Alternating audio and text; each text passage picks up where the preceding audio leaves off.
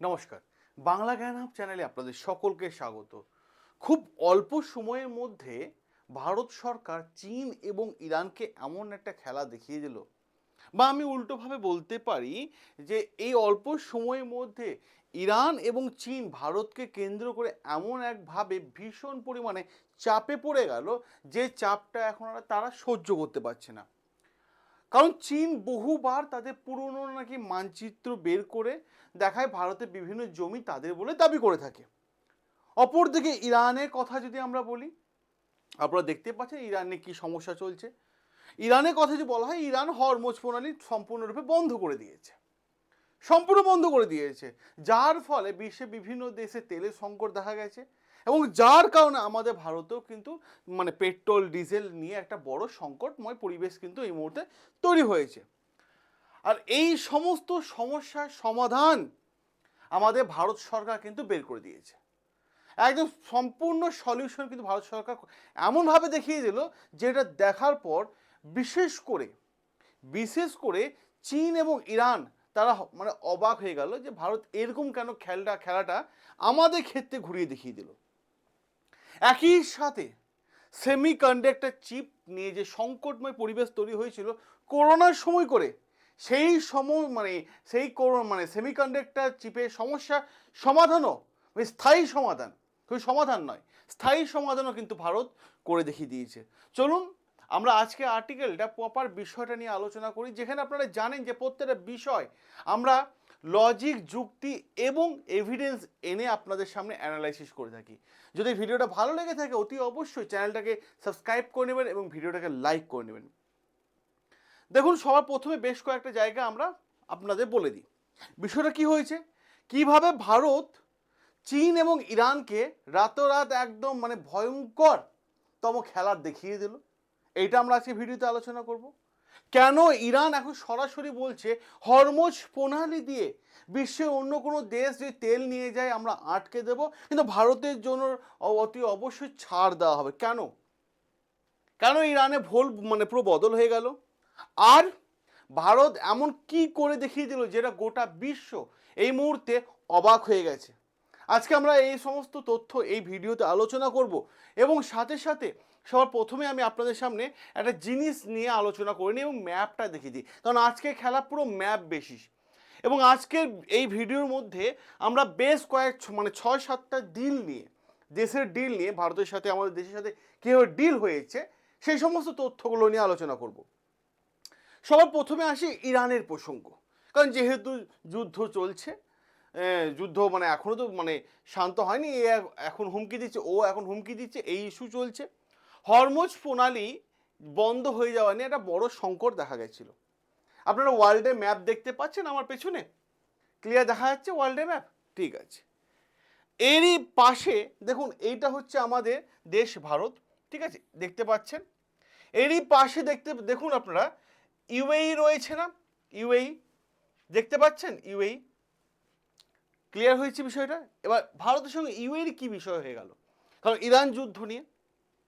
দেখুন, আমি আপনাদের বলি, কিছুদিন আগে আমাদের দেশে প্রাইম মিনিস্টার তিনি ইউএই গেছিলেন, সফর করেছিলেন, এবং বর্তমানে একটা যে তেল নিয়ে বড় সংকট দেখা যাচ্ছিল, যার জন্য পেট্রোল ডিজেল দাম বেড়ে যাচ্ছে, সেটার একটা সুন্দর রাস্তা বের করে দিয়েছেন। আর এই যে তেলের দাম বেড়ে যাওয়ার মেন কেন্দ্রবিন্দুকে, সেটা হচ্ছে সম্পূর্ণরূপে ইরান, ঠিক আছে, সেটা সম্পূর্ণরূপে ইরান। কারণ ইরানের পাশেই রয়েছে কে আছে, স্টেট অফ হরমুজ, দেখতে পাচ্ছেন, এটা ইউএই এবং ওমান, এই যে দেখতে পাচ্ছেন, এটা হচ্ছে স্টেট অফ হরমুজ।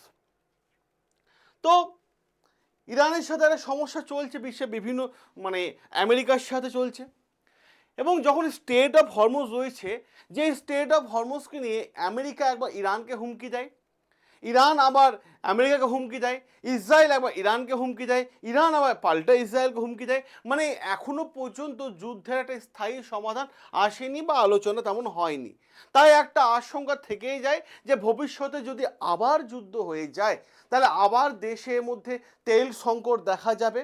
ভবিষ্যতে যদি আবার ইরান স্টেট অফ হরমুজ বন্ধ করে দেয়, তাহলে আবার তেলের দাম বেড়ে যাবে। আর এই স্টেট অফ হরমুজ বন্ধ হয়ে যাওয়ার কারণে গুজরাট উপকূলবর্তী এলাকায় এবং মুম্বাই বন্দরে যে সমস্ত গ্যাস, তেল এবং খাদ্যপণ্যের জাহাজগুলো দাঁড়িয়ে ছিল সেগুলো সম্পূর্ণরূপে বন্ধ হয়ে গেছে। তাহলে বুঝতে পারছেন স্ট্রেইট অফ হরমুজ কতটা গুরুত্বপূর্ণ। অপরদিকে যদি আমরা আরও একটা গুরুত্বপূর্ণ তথ্য আমি আপনাদের সামনে দিই এই স্ট্রেইট অফ হরমুজকে নিয়ে, আরও একটা গুরুত্বপূর্ণ তথ্য আমি আপনাদের দিয়ে দিই, সেটা হচ্ছে কারণ স্ট্রেইট অফ হরমুজ ভারতের কাছে ভীষণ গুরুত্বপূর্ণ। তার কারণ কি হচ্ছে, কারণ কাতার থেকে ভারত তেল নেয়, সৌদি আরব থেকে ভারত তেল নেয়, মধ্যপ্রাচ্যে বিভিন্ন জায়গা থেকে ভারত তেল নেয় এবং সেই তেল নিয়ে কোথায় আসে, এই স্ট্রেইট অফ হরমুজ পার করে কি হয় ভারতের মধ্যে সেটা প্রবেশ করে, ভারতের মধ্যে সে প্রবেশ করে ভারতের মধ্যে তেল আসে। এবার প্রশ্ন হয়ে যায় অন্য জায়গায়, যদি আবার যুদ্ধ লাগে তাহলে আবার তেল নিয়ে সংকটের মধ্যে পড়ে আসবে, সংকটের মধ্যে চলে আসবে। তাই যখন স্ট্রেইট অফ হরমুজ বন্ধ হয়ে গেল তখন ভারতের কাছে একটা বড় প্রশ্ন হয়ে গেল এখন তেল কোথা থেকে আসবে। আর এর জন্য ভারত সরকার নতুন একটা চুক্তি করে নিল, যদি আবার ইরান আমেরিকা বা ইসরায়েল যুদ্ধ হয় তাহলে ভারতের যেন তেলের সমস্যা না হয় তার জন্য চুক্তি করে নিয়েছে। চুক্তিটা চুক্তিটা কি বা কার সাথে করেছে, চুক্তিটা করেছে ইউএইর সাথে। ইউএইর সাথে একটা চুক্তি হয়ে গেছে, দেখতে পাচ্ছেন ইউএই রয়েছে এখানে। কি চুক্তি হয়েছে সেই বিষয়টা আমরা স্টেপ বাই স্টেপ দিই, আলোচনা করি। ইউএইর সাথে ভারতের চুক্তি হয়েছে যে স্ট্রেইট অফ হরমুজকে অ্যাভয়েড করে অন্য কোনো রাস্তার মাধ্যমে ভারতের তেল আনা যায় কিনা সেই নিয়ে কিন্তু একটা চুক্তি হয়েছে। দেখুন ইউএই রয়েছে, ইউএই ঠিক করেছে যে ওমানের ভেতর দিয়ে একটা পাইপলাইন বসিয়ে ভারতের মধ্যে তেলটাকে পাঠাতে হবে, ভারতের মধ্যে তেল পাঠাবে, এরকমই একটা চুক্তি হয়েছে। এবং এই প্রজেক্টে কাজ কমপ্লিট হয়ে যাবে 2027-এর মধ্যে, 2027-এর মধ্যে প্রজেক্টের কাজ সম্পূর্ণ বন্ধ হয়ে মানে কমপ্লিট হয়ে যাবে। আর এই পাইপলাইনের মাধ্যমে তেল আসবে কোথায়, ইউএই থেকে। এবং সবচেয়ে গুরুত্বপূর্ণ বিষয়, ভবিষ্যতে ভারতকে আর অন্য কোনো মানে স্ট্রেইট অফ হরমুজের ওপর নির্ভর করতে হবে না। কারণ আপনারা জানেন ভারতে আমাদের তেল উৎপাদন খুব কম হয়, কারণ আমরা 80% তেল আমরা বিদেশ থেকে আনিয়ে থাকি। তার মধ্যে আছে কে, তার মধ্যে আছে রাশিয়া, আমেরিকা, ইরান, সৌদি আরব এবং আরও অন্যান্য দেশ।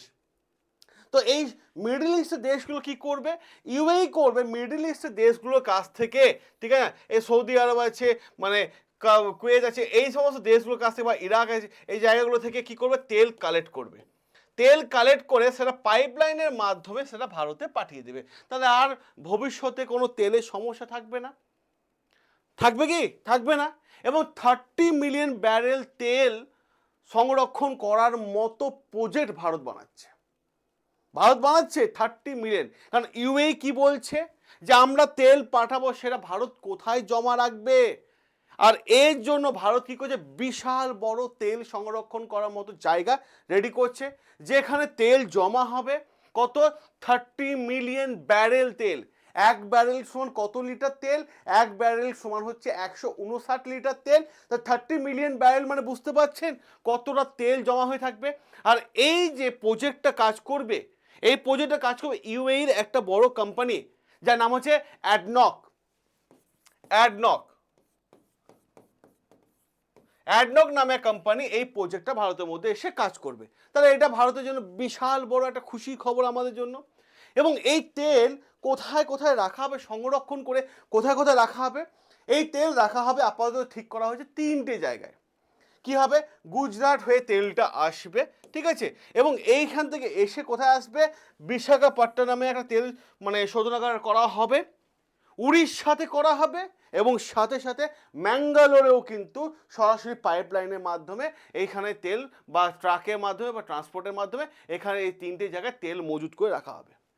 এবার প্রশ্ন হচ্ছে এই তেল কেন জমা করা হচ্ছে, কারণ ভবিষ্যতের কথা চিন্তা করে তার জন্য তেল জমা করা হয়েছে। কারণ ভবিষ্যতে যুদ্ধ হতে পারে, ইরান আমেরিকা বা ইসরায়েল ইরানের মধ্যে যুদ্ধ হতে পারে, মধ্যপ্রাচ্যে ফিউচারে তেলের সংকট দেখা যেতে পারে, এবং ভবিষ্যতে যদি আন্তর্জাতিক উত্তেজনাময় পরিবেশ তৈরি হয় তাহলে সেখানেও একটা সমস্যা দেখা যাবে।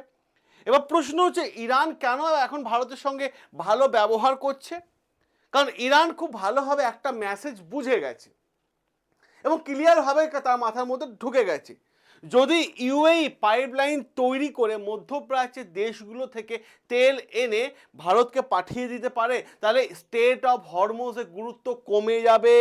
আর এই কারণে ইরান বলছে যে অন্যান্য দেশের জাহাজ স্টেট অফ হরমুজ দিয়ে পারাপার করতে দেব না, কিন্তু ভারতের জাহাজ স্টেট অফ হরমুজ দিয়ে পারাপার করবে, যেটা ইরানের বক্তব্য। এরপরে আসি আমরা নতুন আরও একটা জায়গায়। দেখতে পাচ্ছেন এই যে মানে এটা যে ইউএই তেল মানে রিজার্ভ করে রাখার জায়গা, এরকমই কিন্তু ভারতের মধ্যে তৈরি হবে। এবার প্রশ্ন হচ্ছে, নেদারল্যান্ডের সঙ্গে ভারতের বড় চুক্তি হয়ে গেছে, মারাত্মক লেভেলে বড় চুক্তি। এবার দেখুন, আমি একটা জায়গা আমি আপনাদের দেখাবো, আপনি ভাববেন যে এটা কি জিনিস এনেছি আমরা। আমি আপনাকে সবার প্রথমে তথ্যটা দিয়ে দিই। দেখুন, এবার আসি নেদারল্যান্ডের বিষয়। ভারত নেদারল্যান্ডের সাথে একটা বড় চুক্তি করেছে, এবং সেই চুক্তি একটা চুক্তি না, বড় বড় দুটো চুক্তি করেছে। একটা ইতিহাস নিয়ে চুক্তি করেছে, আর একটা যে সেমি কন্ডাক্টর প্রযুক্তি বা টেকনোলজি নিয়ে চুক্তি করেছে। সবার প্রথমে আসে ইতিহাস। আপনারা বলবেন যে হঠাৎ করে জিও পলিটিক্সের মধ্যে ইতিহাস কি করে চলে আসলো, কারণ ইতিহাস না জানলে কিন্তু অনেক কিছু মানে বুঝতে অসুবিধা হবে। আমি ইতিহাসটা আগে বুঝিয়ে দিই কি ইতিহাস নিয়ে চুক্তি করা হয়েছে। এই যে দেখতে পাচ্ছেন এটা হচ্ছে আমাদের চোল সাম্রাজ্য কাহিনী, মনে আছে? চোল সাম্রাজ্য, মৌর্য সাম্রাজ্যের পর ভারতবর্ষে বুকে বেশ কিছুটা বছর অন্ধকার জগতের মধ্যে দিয়ে কাটাছিল, ঠিক তারপরই ভারতবর্ষে বুকে আবার একটা চোল সাম্রাজ্যের মতো মানে মৌর্য সাম্রাজ্যের মতো বড় বংশ শাসন করেছিল, যার নাম ছিল চোল সাম্রাজ্য। আর এই চোল সাম্রাজ্যের তাম্র ফলক হচ্ছে এটা। এই আর ছবি আপনারা দেখতে পাচ্ছেন, এখানে কি লেখা আছে? এটাতে লেখা আছে যে ভারত কোথায় কোথায় বাণিজ্য করত, ভারতের নৌ বাহিনী বা নৌ শক্তিশালী কতটা ছিল, চোল সাম্রাজ্য ভারতে কতদূর পর্যন্ত বিস্তার লাভ করেছিল, কতগুলো এলাকা ভারতের মধ্যে ছিল, সেই সমস্ত বিষয় কিন্তু এই স্ক্রিপ্টের মধ্যে কিন্তু সব কিছু লেখা আছে। এটা প্রায় আপনারা ধরতে পারেন প্রায় 1000 পুরনো একটা তাম্র ফলক। এইটা ভারতবর্ষের বুকে প্রায় আপনারা জানতে পারবেন 300 বছর আগে ভারত থেকে নিয়ে চলে গেছিল। এবং প্রধানমন্ত্রী, আমাদের দেশের প্রধানমন্ত্রী, উনি কি করেছেন, নেদারল্যান্ডে গিয়ে উনি কথা বলে এই তাম্র ফলকটা ফিরিয়ে এনেছেন। এবার আপনারা ভাববেন যে তাম্র ফলকটা ফিরিয়ে এনে কি লাভ হবে, ভাবতেই পারেন, মাথার মধ্যে প্রশ্ন আসতেই পারে, কারণ আমরা তো সবাই মানে চিন্তা করার মানুষ, চিন্তা হতেই পারে। আমি এবার এখানে কাহানির টুইস্টটা বলে দিই। এটা 300 বছর। এবার দেখুন, আপনাদের বলি কি হয়েছে। এই তাম্র ফলকটা ভারতে আসার পর চীন একটা সমস্যায় পড়ে গেছে। কেন? চীন বহু পুরনো প্রাচীন ম্যাপ একটা বের করে, এবং বের করে বলে ভাই যে ভারতের অন্ধ্রপ্রদেশ নাকি তাদের, আকসাই চীন নাকি তাদের, দক্ষিণ তিব্বত নাকি তাদের। শুধু এই 3টে জায়গা নয়, চীন বিশ্বের বিভিন্ন দেশের মাটিকে তারা দাবি করে যে এটা নাকি চীনের অংশ। আর এখন ভারতের কাছে একটা ঐতিহাসিক প্রমাণ চলে আসলো, যেটা আমাদের প্রাইম মিনিস্টার নরেন্দ্র মোদী নিয়ে এসেছেন নেদারল্যান্ড থেকে, যে ভাই দেখে নে আমাদের এলাকা কোথা থেকে কতদূর পর্যন্ত বিস্তার লাভ করেছিল। ভারত এটা বলতে পারবে যে তিব্বতও একটা বড় দেশ ছিল সেই সময়, এটা বলতে পারবে, কারণ চীনকে চ্যালেঞ্জ করা এবার কিন্তু ভারতের পক্ষে সম্ভব হয়ে গেল। কারণ দেখুন, এভিডেন্স ছাড়া তো কথা বলা যায় না। তো এই তাম্র ফলক কিন্তু প্রাইম মিনিস্টার নিয়ে চলে এসেছেন। অপরদিকে যদি আমি আপনাদের আরও একটা গুরুত্বপূর্ণ তথ্য দিই, সেমিকন্ডাক্টর নিয়েও কিন্তু একটা বড় সড়ো আলোচনা হয়েছে। সেমিকন্ডাক্টর বিষয়টা কি আমি আপনাদের বলি। সেমিকন্ডাক্টর হচ্ছে, দেখবেন আপনি যে মোবাইলে ভিডিওটা দেখছেন, একটা চিপ আছে মোবাইলের মধ্যে ইনস্টল করা।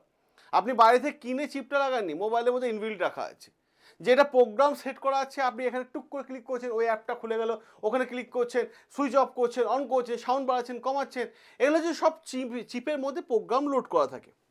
তো এই চিপ আমরা কোথায় কোথায় ব্যবহার করি? মোবাইলে ব্যবহার করি, কম্পিউটারে ব্যবহার করি, এআই জেনারেট এখন সব কিছুই হচ্ছে, প্রোগ্রাম লোড করে রাখা হচ্ছে। রোবট ক্ষেত্রে ইউজ করা হয়, ইলেকট্রিক গাড়ি সেখানে ইউজ করা হয়ে থাকে এই চিপ, দেখতে পাচ্ছেন আপনারা। অপরদিকে মিসাইল প্রোগ্রাম বা আধুনিক প্রযুক্তিতেও কিন্তু এই চিপের ভূমিকা কিন্তু মারাত্মক লেভেলে রয়েছে। এবার প্রশ্ন হচ্ছে, ভারত এই চিপ আমদানি করে থাকে, নিয়ে থাকে কার কাছ থেকে? ভারতের চিপ নিয়ে থাকে, দেখবেন আপনারা এখানে, এটা হচ্ছে আমাদের দেশ ভারত। এই চিপ কার কাছ থেকে আমরা কিনে থাকি? সেটা হচ্ছে চীন থেকে নিয়ে থাকি। চীন থেকে নেওয়া হয়ে থাকে, তাইওয়ান থেকে আমরা নিয়ে থাকি, মালয়েশিয়া থেকে নিয়ে থাকি, ইন্দোনেশিয়া থেকে কিনে থাকি। তো আমরা বিভিন্ন দেশের কাছ থেকে মানে চিপ কিনে থাকি। যখন করোনা টাইম ছিল, কোভিডের সময় ছিল, ঠিক সেই সময় আমরা দেখতে পেয়েছিলাম যে চীন এবং তাইওয়ানের মধ্যে মারাত্মক লেভেলে একটা ডিসপুট চলছিল, ঝামেলা চলছিল, এবং তার প্রভাব দেখা গেছিল এই সেমিকন্ডাক্টর চিপের মধ্যে, যার ফলে গাড়ির কারখানাগুলো বন্ধ হয়ে গেছিল, চিপ পাচ্ছিল না, প্রোগ্রাম সেট করবে কিভাবে। মোবাইল উৎপাদনও কিন্তু একটা মানে সীমাবদ্ধতা চলে এসেছিল, কম্পিউটার শিল্পেও কিন্তু মারাত্মক লেভেলে একটা প্রভাব দেখা গেছিলো, প্রায় বন্ধ হয়ে গেছিলো। এবার প্রশ্ন হচ্ছে কি, এবার প্রশ্ন হচ্ছে গুরুত্বপূর্ণ জায়গা, যে এবার ভারতে সেমিকন্ডাক্টর চিপ তৈরি হবে। কিভাবে তৈরি হবে? দেখুন, নেদারল্যান্ডের সাথে কিন্তু চুক্তি হয়ে গেছে। কি চুক্তি হয়েছে? নেদারল্যান্ডে একটা কোম্পানির সাথে চুক্তি হয়েছে, আসমাল, ঠিক আছে। তো এই কোম্পানির সাথে চুক্তিও কি হয়েছে, যে এই কোম্পানি ভারতে ইনভেস্ট করবে, সেমিকন্ডাক্টর চিপ তৈরি করবে, এবং ভারতে কোন কোন জায়গায় এরা করবে, 3টে জায়গা চয়েস করেছে। এক হচ্ছে উত্তরপ্রদেশ, 2 আসাম, 3 গুজরাট, যাতে ভারতে ভবিষ্যতে চীন বা তাইওয়ানের ওপর চিপের জন্য নির্ভর করতে না হয়। হ্যাঁ, নির্ভর করতে না হয়। অপরদিকে আমি আপনাদের কাছে আরও একটা গুরুত্বপূর্ণ জায়গা আসি, সুইডেনের সাথেও কিন্তু একটা বড় ডিল হয়েছে। কারণ দীর্ঘদিন ধরে সুইডেন ভারতকে মনে করতো যে ভারত শুধুমাত্র সস্তা শ্রমিকের দেশ, কিন্তু এখন তো সময় বদলে যাচ্ছে, পরিস্থিতি বদলে যাচ্ছে। ভারতের সাথে সুইডেনের কিন্তু ডিল হয়েছে। কি ডিল হয়েছে? Green energy, clean energy. এবার আপনারা বলবেন যে গ্রিন এনার্জি, ক্লিন এনার্জি বিষয়টা কি? দেখুন, পুরোনো দিনে আপনারা দেখবেন তাপবিদ্যুৎগুলোতে কি হয়, কয়লা জ্বালিয়ে বিদ্যুৎ উৎপাদন করে থাকে, তারপরে আপনার বাড়িতে লাইট জ্বলে, ঠিক আছে, সেভাবে বিদ্যুৎ উৎপাদন হয়ে থাকে। এবার সেইটাকে একটা নতুন পদ্ধতিতে আনা হয়েছে, সোলার প্যানেল, ইলেকট্রিক্যাল গাড়ি, ক্লিন মানে এনার্জি, পরিষ্কার হয়, সব দেখাবে। এগুলো সুইডেন মানে এই প্রযুক্তি সুইডেন ভারতকে দিচ্ছে, সুইডেন ভারতকে দিচ্ছে। সাথে সাথে নরওয়ের সাথেও একটা ডিল হয়ে গেছে। কি ডিল হয়েছে? ডিলটা হয়েছে যেখানে গোটা পৃথিবী এখন 5G, মোবাইলে যে আমরা নেট স্পিড করি না, দেখে না 5G, তো 5Gতে চলছে। নরওয়েতে কিন্তু এখন 6G প্রযুক্তি চলে এসেছে। নরওয়ে এখন আমাদের এক ধাপ আগে চলে গেছে, 5G থেকে 6Gতে চলে গেছে। তো এবার প্রশ্ন হচ্ছে, এই নিয়েও কিন্তু ভারতের সাথে কিন্তু নরওয়ের আলোচনা হয়েছে, ভারতে 6G কীভাবে আনা যায় বা ইত্যাদি, এই সমস্ত বিষয় নিয়ে সম্পূর্ণরূপে আলোচনা হয়ে গেছে। অপরদিকে আরও একটা গুরুত্বপূর্ণ জায়গা, ইটালির সাথে আলোচনা হয়েছে, মেলেনির সাথে, দেখতে পাচ্ছেন। কি আলোচনা হয়েছে? দেখুন, ইটালির সাথে ভারতের ডিফেন্স চুক্তি হয়েছে। কি হবে? ভারতে হেলিকপ্টার তৈরি হবে।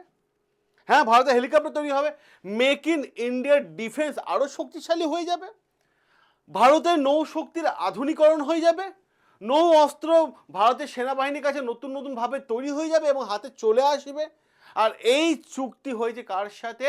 জর্জিয়া মেলোনির সাথে ডিল হয়ে গেছে, মারাত্মক লেভেলে একটা ডিফেন্স ডিল আপনারা বলতে পারেন, যেটা দেখার পর চীন, ইরান এবং বিশ্বের বিভিন্ন দেশ চিন্তায় পড়ে গেছে। আজকের পৃথিবীতে শুধু যুদ্ধ অস্ত্র দিয়ে হয় না, যুদ্ধ করতে লাগে প্রযুক্তি, এবং যুদ্ধ জেতার জন্য দরকার হয় টেকনোলজি এবং প্রপার প্ল্যান।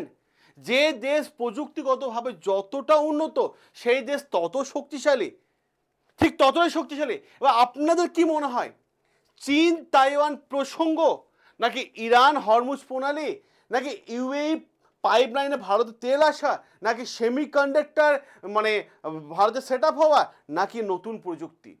আপনার রায়, আপনার মতামত তুলে ধরুন কমেন্ট বক্সে, যেখানে আমি প্রত্যেকটা বিষয় আমি আপনাদের সামনে তুলে ধরলাম। সকলে ভালো থাকবেন, সুস্থ থাকবেন, সাবস্ক্রাইব করে নিন আমাদের চ্যানেল, যেখানে প্রত্যেকটা বিষয় যুক্তি এবং লজিক দিয়ে আপনাদের সামনে আমি ইনফরমেশনগুলো শেয়ার করে থাকি। দেখা হবে আপনাদের সাথে খুব দ্রুত আরও একটা ইম্পর্টেন্ট আর্টিকেল নিয়ে।